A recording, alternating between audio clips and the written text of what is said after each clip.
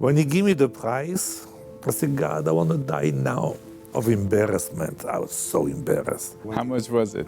It was close to $1 million. And you have nothing. $200 in my pocket, more than today probably. Can you imagine you try to buy a business with $200 and he looked at me like this? I said, he's going to kick me out of his office badly. I lose his time. And he looked at me and he said, how much money you have? I say, nothing. I say, you have no money? No. He started to think, what the hell I'm doing there? Try to buy his own restaurant. But he looked at me in the eyes, put his arm on me, said, shake my hand, young gentleman. I like your honesty. I'm going to help you. Bruno, it's great to have you on. Welcome. Thanks for inviting me. Perfectly fine to be with you. Excellent. We love to hear your story. You started from, you had $200 when you came to this country, Yes. and now you have a really successful restaurant. And you built this restaurant and you've given a lot back to the community. You are feeding 5,000 kids every day. Meals, yeah. But 5,000 meals every day. honestly, I have interesting story. But not because it's mine, because I live here for a long time. And a lot of people, even a couple of nights ago, one of my customers say, how did you get to this point, Bruno? Did you want to own a restaurant one day in your life? Say, I never planned. It was a route given to me, I believe by God, because I'm faithful. But if I was walking to a nice restaurant, I would have been very happy. That was my goal. When I was 14 years old till 20, I owned a mom and pop restaurant. My mom and dad owned it. I was working with them. I mean, I was really a little tiny owner for 6 years. Was it in Italy or in here? Italy, by somebody Faccia's the name, close to Verona, the city of Romeo and Juliet, the north of Italy, between Milan and Venice. Then in the first 6 years, I was working there as a waiter, helping mom in the kitchen, washing the dishes, do everything what a son will do with mom and a small mom and bed and breakfast, I call that. But we sold it because I had to go to the service, army. I was called Air Force, honestly. It's mandatory. I mean, I had to do my 1 year service in the Air Force in Italy. Mom said, Bruno, you're going to be gone for a year. If you want to, we keep the restaurant for you for when you come back. That will be your small little business. My answer was, never again I want to be in a restaurant business. Because from 14 to 20, all my friends, we go to the club, girlfriends, fun, everything. I was working. I did not have a teenager life. I mean, when I was ready to go to the Air Force, I say, no way I want to be on these businesses again. The biggest lie I've done in my entire life, I think, is when I say I never want to be in a restaurant business again. And I came back from Air Force. First job I did apply was a restaurant as a waiter. And be a waiter till till 1980 in Italy. But I want to learn English. My goal was to learn English because I speak French. Mom and dad, after World War II, they went to north of France, pick up beets and potatoes to support the family. 7 children, 7 siblings. I mean, we are 7 siblings. And there was no money. Italy was destroyed by the war. I mean, they went to north of France. A lot of immigrants went to north of France. I met people from Poland, Portugal, Germany, everywhere. And pick up beets, potatoes. This owner of this valley will give them free house if you work the farm for him. They treat my parents very well. They didn't have to pay the rent. We have a potatoes and beets for dinner and pasta, because pasta is the cheaper item you can cook for it. And they stayed there till from 1951 to 1967, till when we bought this little bed and breakfast place I just mentioned. I mean, I speak French because I live in France for 11 years. When I was 11 years old, speaking Italian, I say, I need to learn English because if I want to work in some resort area, English is almost mandatory, and I can make more money. I was thinking to go to London because it's close to Italy, but one of my best friends backed up for the last minute, like, I don't want to go to London alone. And I had a sister, my elderly sister, live in California. She got married in Italy with her husband, my brother-in-law Fred. I said, you know, maybe I'll call her up. I said, Stella, hey, can you help me out if I come to America for a few months? Because I have no money. And where do I go? And I was like, I want to learn English. And she was excited to have a little brother come to stay a few months in America with her. And I did. I lived with her and my two nieces and nephew. They are the ones who teach me English. This is the fork. This is the knife. That is what my first few words of learning English. Anyway, my nieces and nephew teach me the few words English. I also was using Barbara Streisand record. Because when she sings, it's very clear. I mean, if I listen to music now, I can't even understand them. But Barbara, honestly, clean English voice was helping me to try to understand.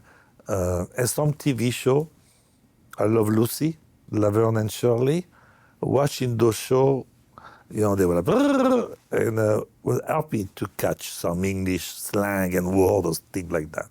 After 1 week I was in California, I was telling my sister, I said, I would like to work and speak English with people because it'd be better than just listen to record and TV. I applied to a French restaurant, La Viande Rose in Brea, and my sister came with me because I couldn't speak anyway.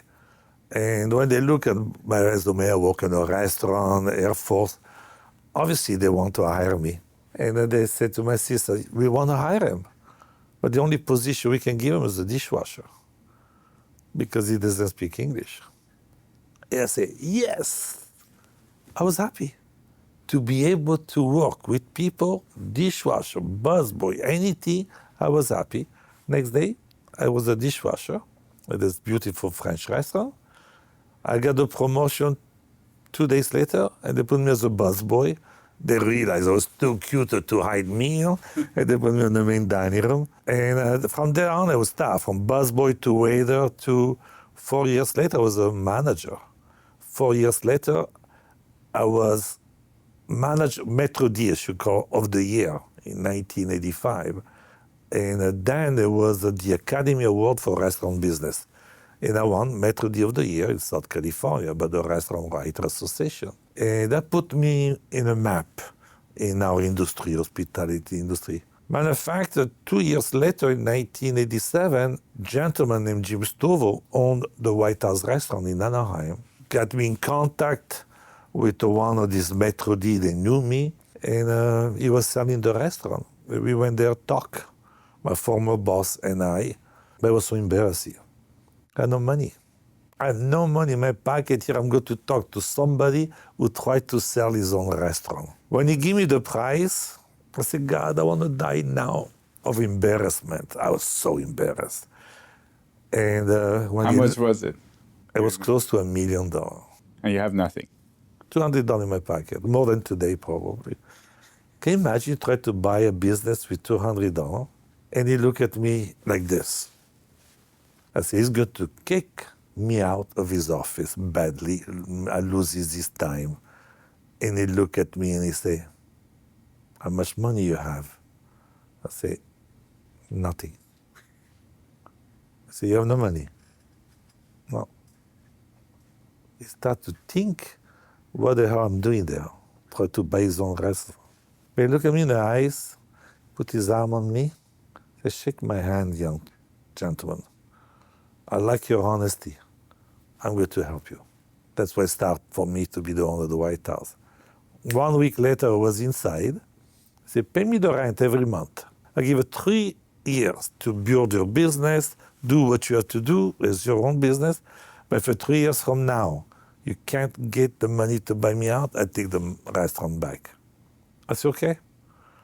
And that was 3 years of challenge, try to get... So you had 3 years to make $1 million. 3 years to make $1 million. I was open lunch and dinner at that time, and for lunch, he used to come one gentleman. He used to be vice president of SBA loan in Santa Ana in Los Angeles. I know he was going from LA to Santa Ana every week. And he stopped for lunch. He would come to your restaurant. To my restaurant. Met him, usually say hi to every customer.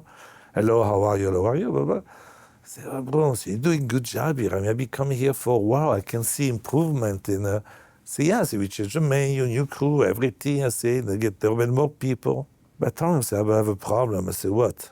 I'm trying to get a loan, but nobody give me a loan. He said, what kind of loan? I said, I have no idea. I said, I'm not in the loan business. I just need to come up with $1 million to buy out of the person who sold it to me. Give me his business card. Van Asperen, SBA loan vice president of one bank in LA. Said, let's talk. That was the beginning of talking. And he was able to get me the SBA loan almost 3 years to the date.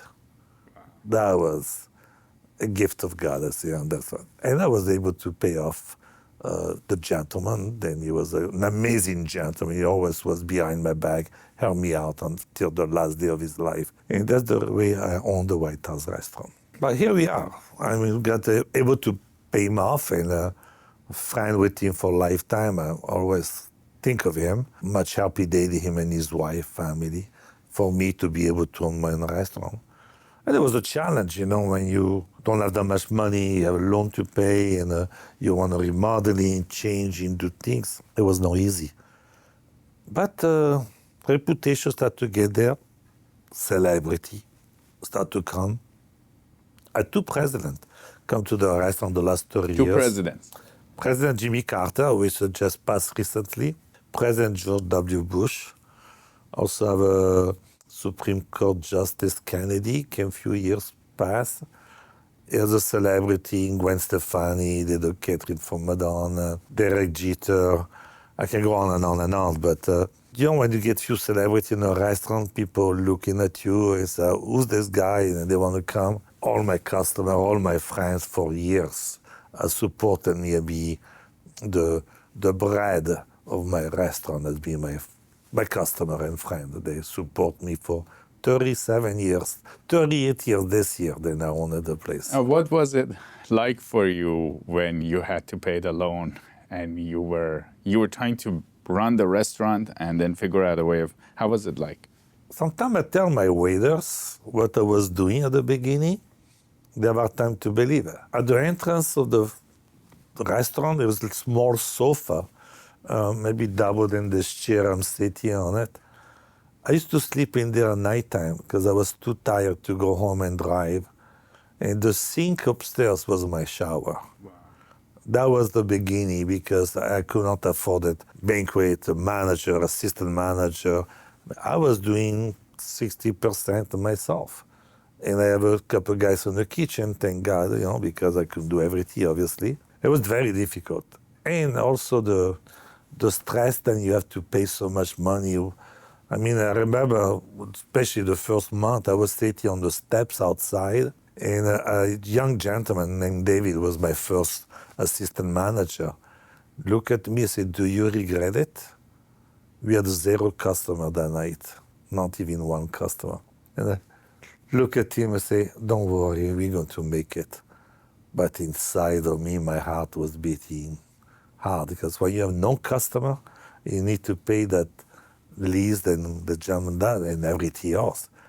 It was tough. I got a very big help from a couple concierge, from the Hilton and the Marriott. I still remember Valentina, Angelo, I will never forget those kids. They find out as the new owner of the White House restaurant. They came to see me what kind of food. And I changed from American style, it was before, to Italian. And they had dinner, and one was working at the Hilton, one was working at the Marriott. And they like it. And after a few nights that they were there, the phone started to ring. I need a table for 5, I need a table for 6, I need a table for 4. It's like, what's going on? Those concierges will recommend my restaurant. My success is thanks to them. Without those concierges, I will not be where I am standing today. Those concierges pay minimum wage behind the desk, recommend the restaurant for their own customer because they want to please their own customer. I want to please my own customer, but they didn't have any. They had it because those hotels were packed with convention and everything. And never forget them. Really, if at Valentina, she still say hi after 30 years on our social media. They helped me to get the restaurant filled up more and more and more and more. I mean, that is start to be easier when you get full restaurant instead to 0 customer to do 100 people. It start to be much better, and here I am. How did you get into the philanthropy side?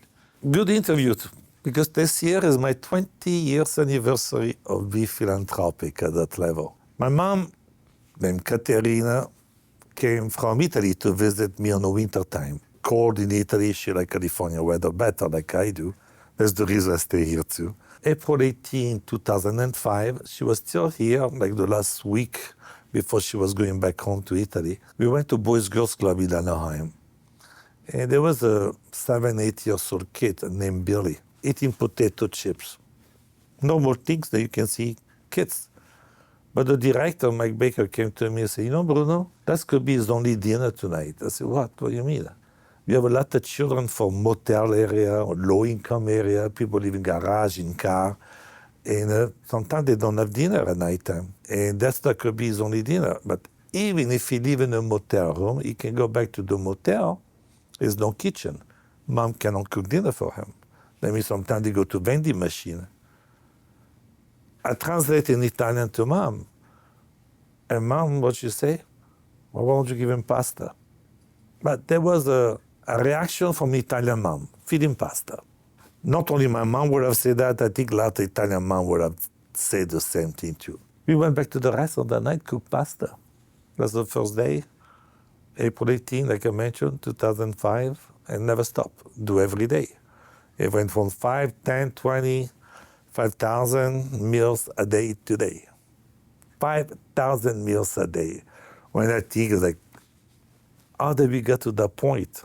But I never count them. They come 100 meals, 300, 400, 500. Here we are. We just celebrated the 10 million meals served already. We are in 32 cities in Orange County, in 135 locations. Boys, Girls Club, school, motel, church, everywhere. I have 4 full-time drivers. I have a kitchen crew on the daytime. Then they work just for Caterina's Club. 4 van, they go all around, and that's what they do. One of the beautiful things of Caterina's Club, of feeding the kids, the children, some people saw me doing what I do, and they copy to do in their own city, their own country. And I love when I see that. I have people down in Oklahoma, Chicago, Texas, New York, India, Philippines, Pakistan, I think just recently, Ethiopia, Africa, Mexico. I mean, when I see all those people, then has done something like it because they saw me on TV or news or met me, that means more million meals served around the world thanks to Caterina's Club. That's the first project of Caterina's Club. But I have a second one which I love a lot too. It's called Welcome Home. Some people live in a motel room for years. And I said, why you live in a motel room? 5, 6, 7, 8 people in one room. One girl one day told me, I do my homework sitting on the toilet because that's the only quiet place I can do my homework. One young little girl told me, you know, Chef Bruno, I don't have any friends because I'm embarrassed to have friends to come to my place, which is a motel area. I hear many stories because they hear days for me to tell you. But I start to investigate why they keep living in a motel room. Because it's not cheap, it's not free. Did you talk to their parents, or how did you do that? After a few 3 months, then I realized, well, I decided to talk to her parents. And they came and talked to them. First of all, they didn't want any help. Because they said, who's this guy? What does he want from me? Because nobody never offered to help. But the 2 kids that used to come at the Boys Girls Club, I remember Marie and Carlos. And So you meet them at the Boys Girls Club, you feed them there, the 2 you kids. give them the I invite meals. them, give them the meal. I invite their parents to come to my restaurant, talk to me, to see what I am, who I am, to make them feel comfortable. I said, why you live in a motel room for 12 years? Because he told me they live in 4 children, mom and dad, 6 people in one room for 12 years. Wow. He said, Mr. Bruno said, we can pay the room every night, but I cannot go to an apartment, pay the first and last month of deposit. Then it was $2,000, $2,500 for deposit. I said, no way I can save the money. All the money I make is to pay for the hotel room, the motel, because it's called motel, and the food. I was like, this is the issue for most of the people. Drug addict, drug dealer, prostitution, obviously, is nothing you can do. And I want to help good family, then work, have children. This is our priority to qualify. I mean, that's what I did for this couple. Pay first last month deposit. They were able to move out and get a new life. Recently, I moved a family 276. I mean, on my way here today, I was looking at new facility, a bunch of new condo, new apartment. Now, if you count one to 276, could be 276 family. The Caterina's Club move in apartment to condo by pay first and last month deposit. I love that. Emotionally, mentally, academically, you change life. And you give a dignity back to parents. Because if you have a parents that have children, live in a motel room, around the bad vibe that is on those motel room, you cannot be proud to have your children living there. You probably feel sad and disgusting too sometimes. You can be horrified for it, but you're stuck. I mean, when you move them to a nicer place, the dignity go back to you. And everybody needed to have a second chance, the dignity in life. And I'm happy to do this project. That's my second project of Caterina. The third one is Chef Bruno Hospitality. I take teenager, 15 till 18, to work with me as a busboy in a back kitchen, peel potatoes, to give them a hint. Then if you work a little bit, you make $100, $200, and you can help yourself or your mom. Instead to be on the phone all day long or on the street. And we already, they do 3 months period. Sometimes some of them get hired by us. Sometimes they get hired by other people. But when you work for me for 2-3 months, it's easy to knock the door and apply for a job somewhere. And that's what I love about those 3 projects. I give them food, I give them house, I give them job. I don't know too many non-profit organizations does those 3 on one. And because there's so many great organizations there, but I have 3 major important things that we offer to people when we can. So when was the moment you realized that you should give people the job? Was there a moment that... Well, you go to the Boys Girls Club and sometimes you don't see kids anymore because after teenager they cannot go back. And you feel sad. They say like, what's those kids? Like when they're 15 or 16? Yeah, I think after 16, I'd have to double check, but I think it's after 16 you cannot go back. Oh, they're probably in a motel room. Thinking a 15, 16 years old kid on a motel room area, parking lot. Somebody give them $20 to give something to somebody. Bad things happen in those areas. But I say, if I make them work 2, 3, 4 hours, I don't think they can work more than 4 hours a day or something like it.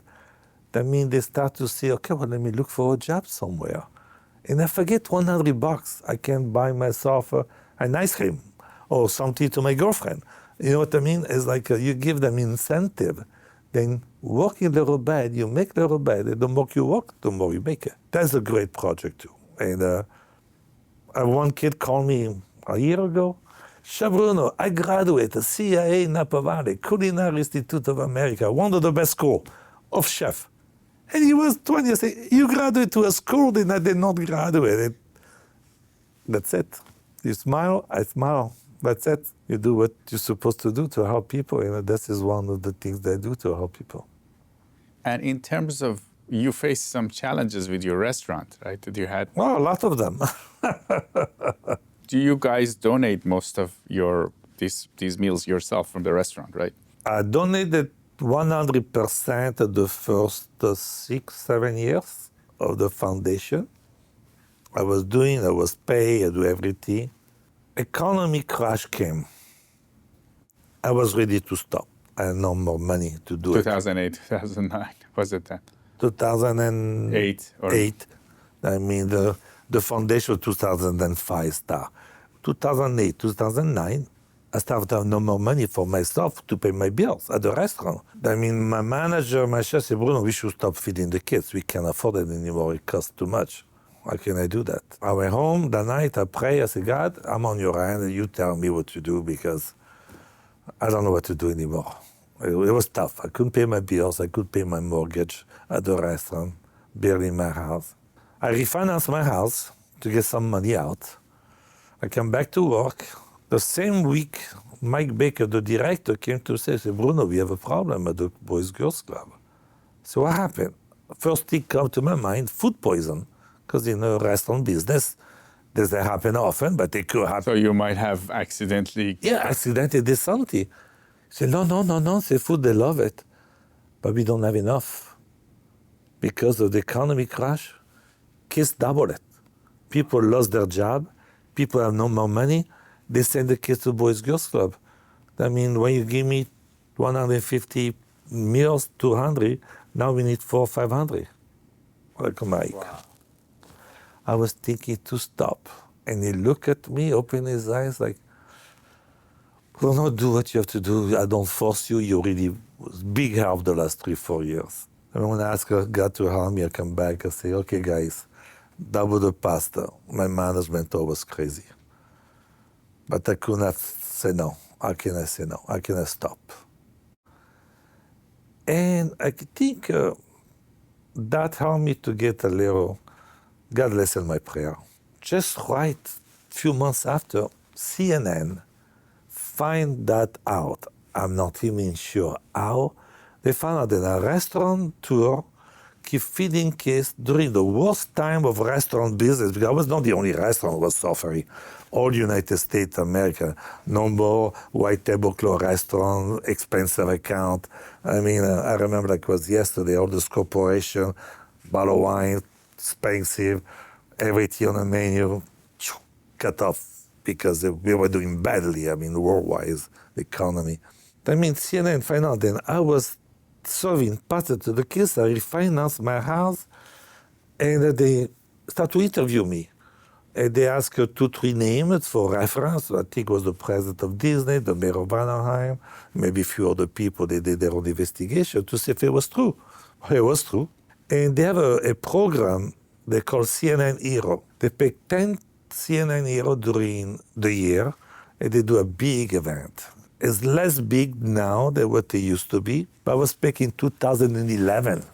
I mean, 3-4 years after this, the beginning of this crisis for me. And I was selected one of the top CNN hero. And televised around the world, 5,000 people at the Shrine Auditorium. Jerry Seinfeld introduced me and put me on the spot around the world. And I started to get donation. I did not know that I can get donation.